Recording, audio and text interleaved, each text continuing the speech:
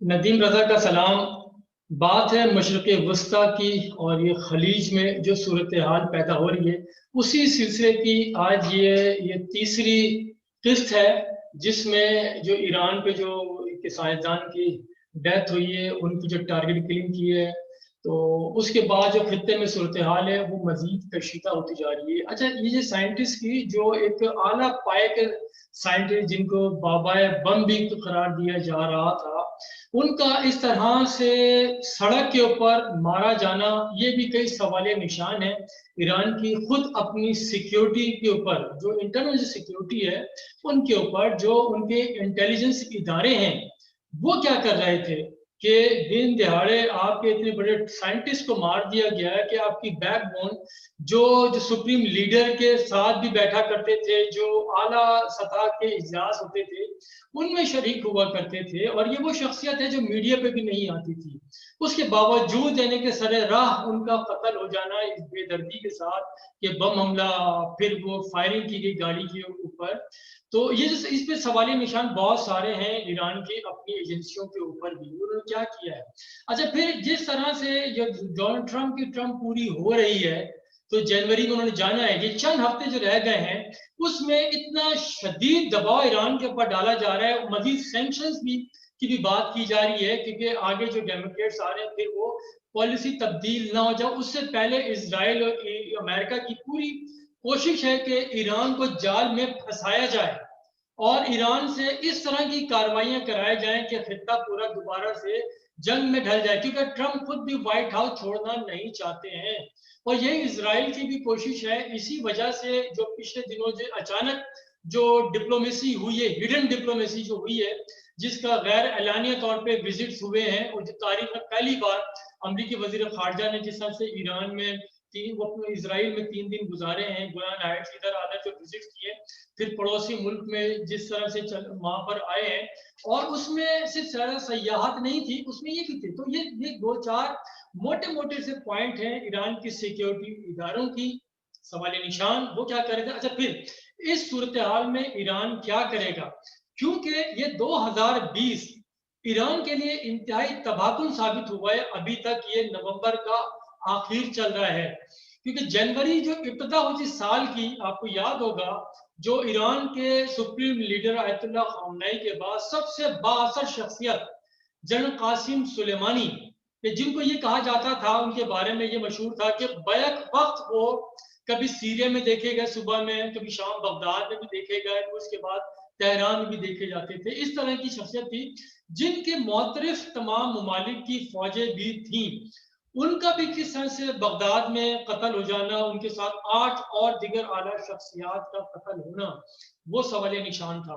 और फिर ईरान के अंदर जो साइंटिस्ट, ये छठे साइंटिस्ट हैं, ये तो टॉपर थे वहां के, ये हेड करे थे, डायरेक्टर थे, ये उस इदारे को हेड कर रहे थे, जौहरी टेक्नोलॉजी के इदारे को, जिनकी तस्वीरें भी नहीं छपी थी, लेकिन इनकी तस्वीरें और इनसे मुतालिक तमाम मालूमात इसराइल की एजेंसी मोसाद के पास थी, और उनके वजीर आजम भी ब्रीफिंग भी दे रहे हैं 2 साल पहले, इनको पिन पॉइंट भी करने हैं। तो आफरीन है मोसाद के ऊपर, और फिर ये जिनके बसीज और पाजारान, और फिर जो इंटेलिजेंस इदारे इंटरनल जो है, जो इंटरनल सिक्योरिटी को देखते हैं, जो इस तरह की आला शख्सियात हैं, उनकी भी सिक्योरिटी होती है। ऐसे कहाँ छोड़ दिया जाता है कि वो जा रहे हो, उनके ऊपर अटैक हो जाए, पता भी न चले और वो खत्म हो जाए। तो ऐसे में ईरान अपने अंदर वो क्या कर रहा है, फिर जिस तरह से जाल बिछाया जा रहा है ईरान के खिलाफ, चार तकरीबन हफ्ते रह गए, 5 हफ्ते में तो वहां पे वो तकरीबन हलफ बर्दारी भी होनी है वाशिंगटन में। तो उससे पहले सैंक्शन, क्योंकि जौहरी प्रोग्राम भी दोबारा बहाल ना हो जाए, एक वो भी चीज है। और जब फिर जिस तरह से यूएई के स्टेटमेंट आ रहे हैं, सऊदी अरब क्या रहे हैं, लेकिन इसमें देखें आप, इसराइल और अमेरिका, ये बिल्कुल खामोशी है, पिन ड्रॉप साइलेंट है दोनों की तरफ से, वहां से स्टेटमेंट नहीं आ रही। अच्छा, माजी में भी यही हुआ है, जनरल कासिम सुलेमानी का आप देख लें, फौरी तौर पर नो रिएक्शन। अभी ये इनका हुआ है मोहसिन मोहसिन जादे का, इन पे भी कोई रिएक्शन नहीं आ रहा, खामोशी है, कोई चीज नहीं आ रही। इससे पहले जो मारे गए थे, 5 साइंसदान मारे गए हैं, 2010 से 12 मारे गए, और गालबन इस साल जनवरी में भी एक साइंसदान मारे गए थे, उसमें भी कोई नहीं आया। तो इतने पाए के साइंसदान मारे जा रहे हैं, उसकी बुनियादी वजह क्या है, ईरान को भी बखूबी इल्म होगा इसका। इसीलिए इतनी शिद्दत से बयानात तो आते हैं, लेकिन एहतियाती तदाबीर क्या अख्तियार की जा रही है, पैदल पे जिसे मारे जा रहे हैं उससे अंदाजा यही हो रहा है उन तदाबीर का। लेकिन बात यह है कि ईरान जिस पे जोम है, जिस पे ईरान की धाक है इस खित्ते के अंदर, वो उसके शॉर्ट और लॉन्ग रेंज के मिसाइल हैं जो इसराइल तक मार है उनकी। और इवन जो सऊदीया में जो हुती मिसाइल मारे गए थे वो भी एक उनके उनके पास है। लेकिन वो भी जौहरी टेक्नोलॉजी, एटम बम का भी वो कहा जाता है कि यूनियन जिस तरह अवरोध की जा रही है। और ये जो मारे गए थे मोहसिन, ये मोहसिन जो ये साइंटिस्ट जो मारे गए मुझे फखरीजादे, इनको तो पाकिस्तान के जो डॉक्टर कदीर से तशबीह दी जाती थी। डॉक्टर कदीर की सिक्योरिटी देखें और इनकी सिक्योरिटी देखें कि किस तरह की सिक्योरिटी थी। तो जो दुश्मन जिसके साथ ईरान का टकराव है, जो अहमदीनजाद जी बोलते थे इसराइल को कि इसके दिमाग में चिड़िया का मगज है, तो इस चिड़िया का मगज आप देख लें वो किस तरह से काम कर रहा है और आपकी तरफ से क्या हो रहा है। कि जिस टेक्नोलॉजी के ऊपर आपको जोम है कि खित्ते में नहीं है, नो डाउट, इसमें कोई वो नहीं है। जिस जनरल कासिम सुलेमानी की शहादत के बाद जो अटैक किया गया था ईरान ने कह के मारा था, तो उसके अमेरिका का तमाम सिस्टम जो है वो कोलैप्स हो गया था और ये टारगेट पे जाके इनके मिसाइल लगे थे। लेकिन जो दुश्मन कुव्वतें इसराइल हो या अमेरिका हो, अभी तक किसी ने क्लेम नहीं किया, जिम्मेदारी नहीं की है, लेकिन उन्हीं की तरफ से थ्रेट थी। उन्होंने 2 साल पहले जो ब्रीफिंग दी थी उसमें बाकायदा इन्हीं को ये जादे को इनको पिन पॉइंट किया गया था, तो उन्होंने रास्ते से हटा दिया है। तो उन्हें मालूम है कि ईरान की जो स्ट्रेंथ है उसे कमजोर करना है, ना कि बराह रास्त अटैक करना है। प्रॉक्सीज चल रही हैं, सीरिया में अटैक्स चल रहे हैं, वहां भी यानी प्रॉक्सी में बराह रास्त ईरान की भी फौजों को वहां पे सीरिया में तबादुल के साथ निशाना बनाया गया है। तो लेकिन जो अटैक घर के अंदर जाके घुस के मार रहे हैं, तो ये सवालिया निशान है। ईरान की अपनी सिक्योरिटी के ऊपर जो सलामती के इदारे हैं वो क्या कर रहे हैं। जैसे सुप्रीम लीडर ने स्टेटमेंट दिया है कि वो इसको तूफान की तरह इसका निशाना बनाएंगे, तूफान की तरह तो बर्बाद करेंगे। लेकिन अहमद इनके जो सदर रूहानी है उनका स्टेटमेंट बड़ा बेहतरीन स्टेटमेंट आया है कि वो जाल में नहीं फंसेंगे। इसराइल अमेरिका उनको जाल में फंसा रहा है क्योंकि वो चाहते हैं कि इस वक्त जंग छिड़ जाए, क्योंकि यहाँ पे ईरान के इर्द गिर्द सारा वहां उन्होंने टेक्नोलॉजी लगा दी है।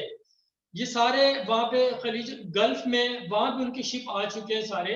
और फिर सबसे बड़ी बात यह है कि जनवरी से पहले पहले अफगानिस्तान और इराक से जो फौजों का इनखला है वो भी एक टर्निंग पॉइंट हो सकता है कि वो फौजें अमेरिका जाएंगी या यहाँ पे खड़ी रहेंगी।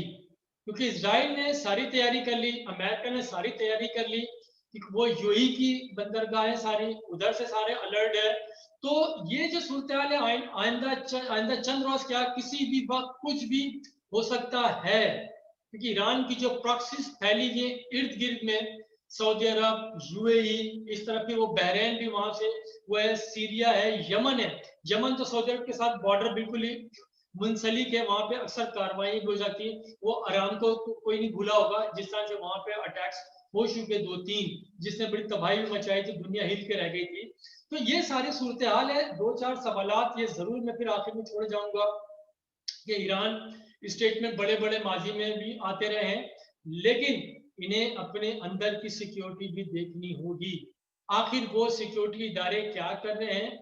दुश्मन इतना दाना है कि वो टिका के निशाना मार रहा है, जो उसको चाहिए हदफ वो पूरा अचीव कर रहा है। ये है टारगेटेड किलिंग, वो हदफ को 100% अचीव कर रहा है। लेकिन और 100% नाकाम हो रहे हैं वो इदारे ईरान के इंटरनल जो उनकी सिक्योरिटी पर मामूर हैं। तो ये देखना होगा आगे के 2-4 रोज में जो भी होना है। और आखिर में एक और चीज छोड़ जाऊंगा कि ये दिसंबर मेरे नजदीक ईरान के लिए डू और डाई, मेक और ब्रेक का मामला है।